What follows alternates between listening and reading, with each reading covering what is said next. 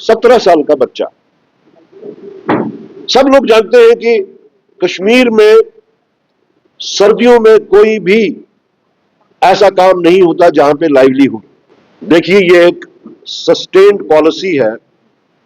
जो भी right wingers हैं, डिफरेंट नामों से ये लोग डिफरेंट स्टेट्स में खड़े हो जाते हैं, और मोस्ट ऑफ द स्टेट्स जहां पे ये सारी चीजें हो रही हैं, बीजेपी रूल्ड सरकारें।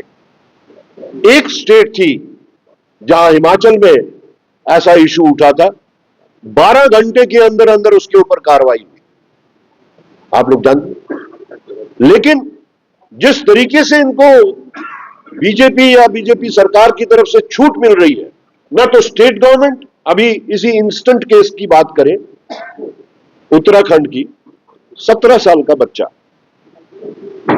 सब लोग जानते हैं कि कश्मीर में सर्दियों में कोई भी ऐसा काम नहीं होता जहां पे लाइवलीहुड।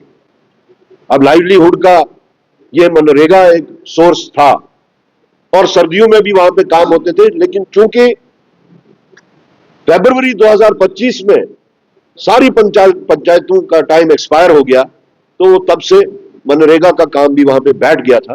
तो लोग लाइवलीहुड के वास्ते जम्मू कश्मीर से बाहर जाते हैं।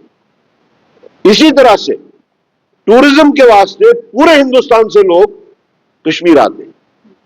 आप एक केस बता दीजिए जहां के टूरिस्ट ने, एक तो हो गया जो पार से पहलगाम टाइप जो मामले हुए, वैसा नहीं, that is not the test case. The test case is, has any tourist ever said anything wrong about Kashmir or Kashmiris?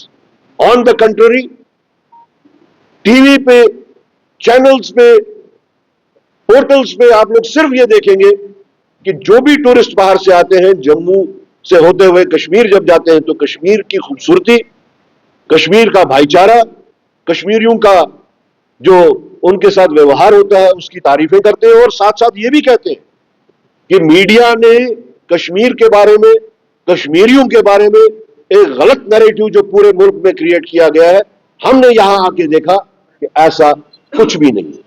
वो तो हम लोगों को स्पॉन्सर तो नहीं थे। तो क्या इसका मतलब यह है कि आप अगर वहां पे ऐसी बात करते हैं अपनी रियासतों में, तो उसका यहां पे रिएक्शन होना चाहिए? उसका रिएक्शन भी नहीं होगा। हम टूरिस्ट का, कश्मीरी टूरिस्ट का उसी तरह से खैर मकदम करेगा, उसी तरह से उसकी खिदमत करेगा, उसी तरह से उसकी मुश्किलात में मदद करने की कोशिश करेगा जैसे पहले करता था। अभी रिसेंटली आपने देखा होगा, एक लेडी का टैक्सी में बैग भूल गया था, लाखों रुपए थे उसमें, और वो टैक्सी ड्राइवर उनको छोड़ के चला गया था। उसको ढूंढने में उसको 3 दिन लगे। 3 दिन के बाद में उसने वो बैग उनके हवाले किया, और उसने जब देखा, लेडी ने कहा एक नोट भी इसमें से कम नहीं है। उस लेडी ने उस टैक्सी ड्राइवर को इनाम देने की कोशिश की, तो लेकिन उसने वो नहीं दिया।